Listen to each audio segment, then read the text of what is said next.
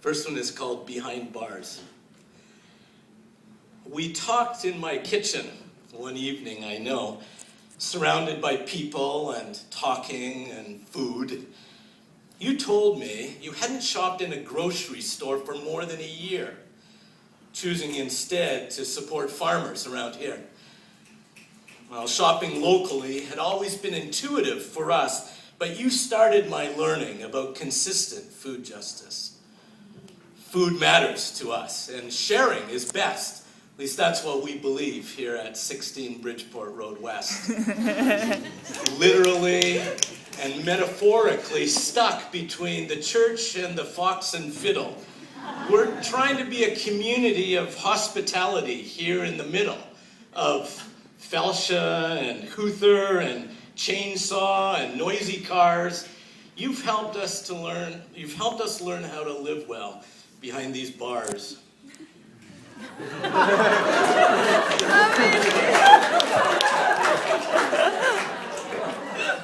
A bar is a unit of pressure equal to the atmospheric pressure on Earth at sea level.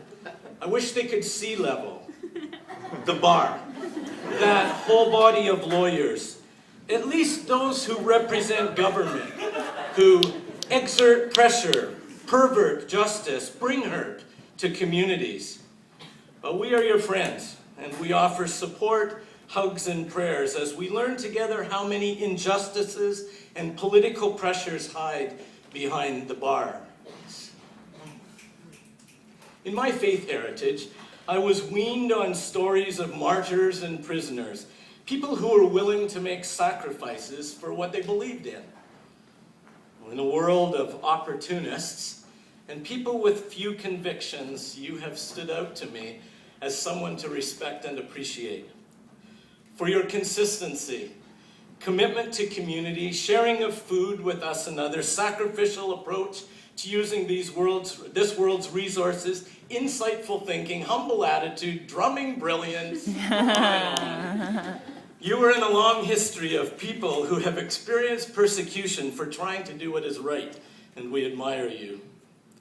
You know that we have chosen to live our lives around Jesus' values. What you may not know is that a primary reason is because this was Jesus' declared mission: to proclaim good news to the poor, to proclaim freedom for the prisoners and recovery of sight for the blind, to set the oppressed free. Please know that our love and prayers will accompany you as you spend these months living behind bars.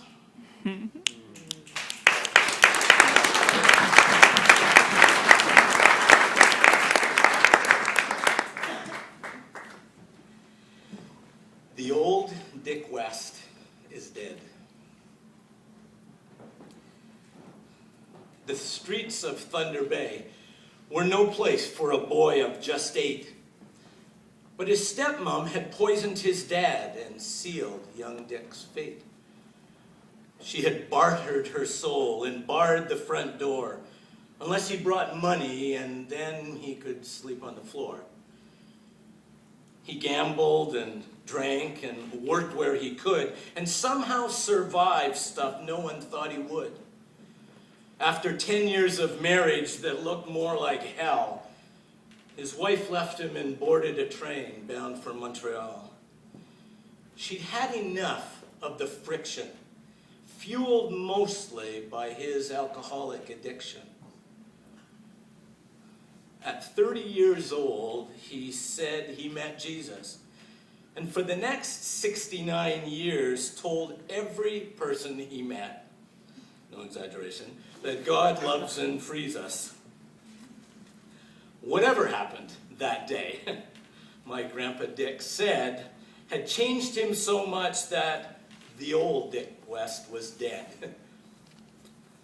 His wife came back home, and he loved her for 65 more years.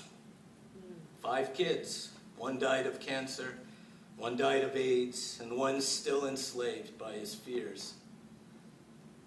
But somehow, this man who was raised on the street, who cheated and stole just to get something to eat, didn't get locked up or stuck in a jail, and he lived, laughed, and loved when most thought he'd fail. This great man can't be captured with superlative words or their synonyms, and probably wouldn't have made it if they'd had mandatory minimums. For sure, he did stuff that many consider a crime. He told me he took a gun to school one day and shot pigeons off the roof one time. But he passed me his genes and taught me how to live best. And I'm proud whenever people who knew him say, I'm just like Dick West.